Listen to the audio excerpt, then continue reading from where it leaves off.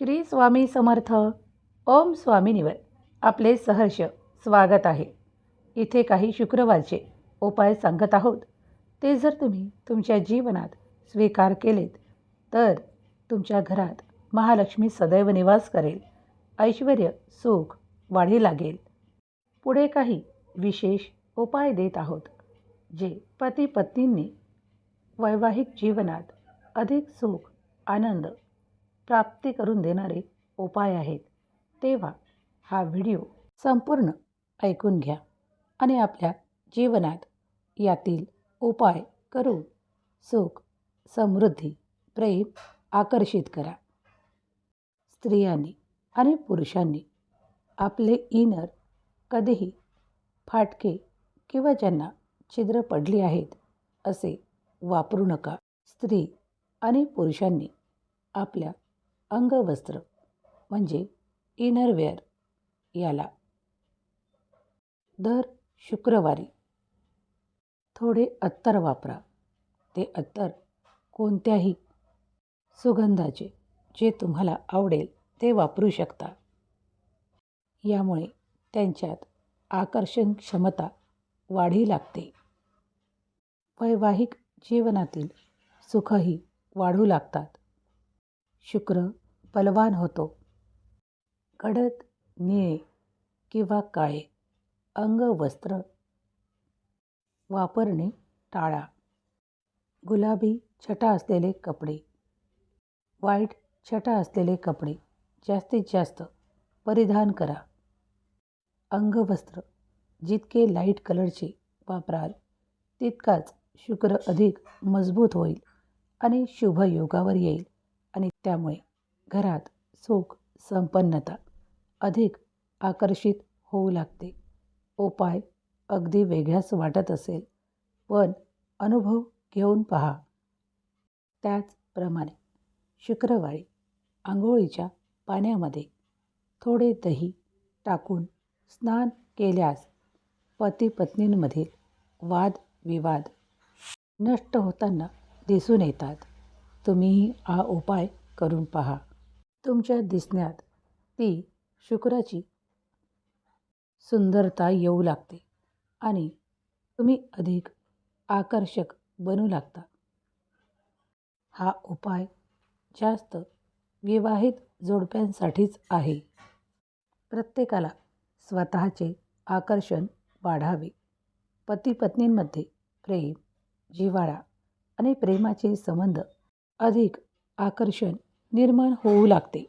घरात पैशामुळे माता महालक्ष्मी नाराज असल्यामुळे काही कटकटी वादविवाद होत असतील तर घरात दर शुक्रवारी घरात सुगंधी वातावरण निर्माण करण्याची सोय करा.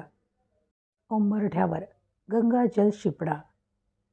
महालक्ष्मी आकर्षित होते. घर नेहमी स्वच्छ ठेवण्याचा प्रयत्न करा आणि स्वतःच्या वस्तू नीटनेटक्या ठेवण्याचा प्रयत्न करा. स्वच्छता ठेवल्यास माता महालक्ष्मी आणि शुक्राचा शुभ लाभ तुम्हाला मिळू लागतो आणि घरातील दारिद्र्य निघून जाते. दुःख संताप वैताग राग आणि खूप काही पश्चाताप निघून जातात.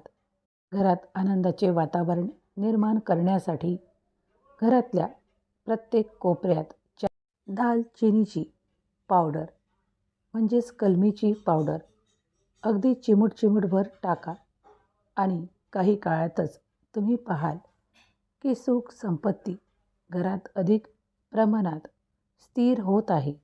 माता महालक्ष्मीचा आशीर्वाद प्राप्त होत आहे. घरातील धन जास्त बाहेर जाणार नाही आणि धन संचय होऊ लागेल.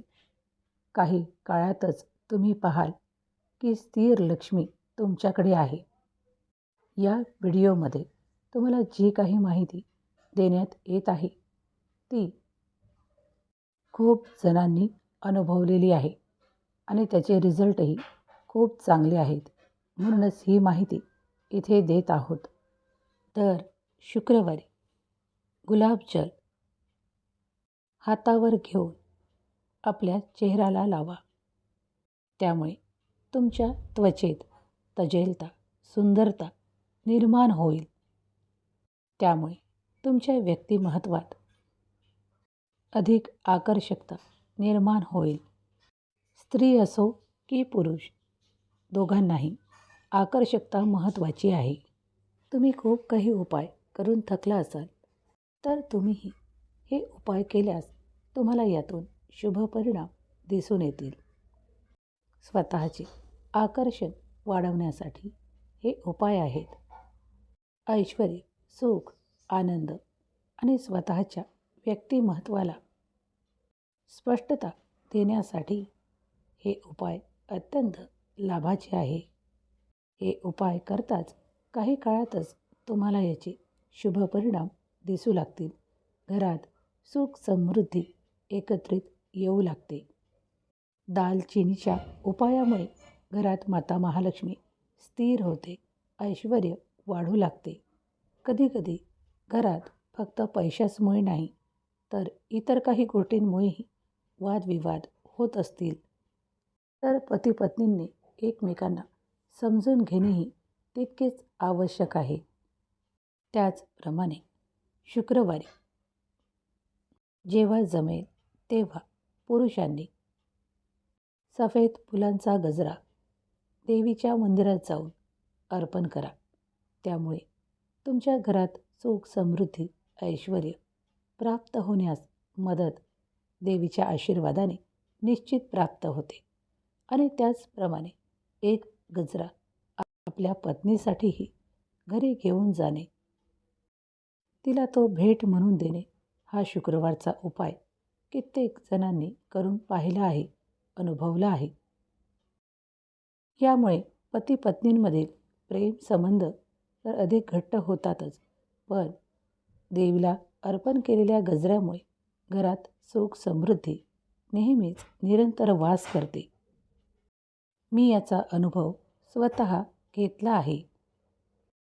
या उपायामुळे पतीच्या प्रगतीत अधिक वाढ झालेली अनुभवलेली आहे.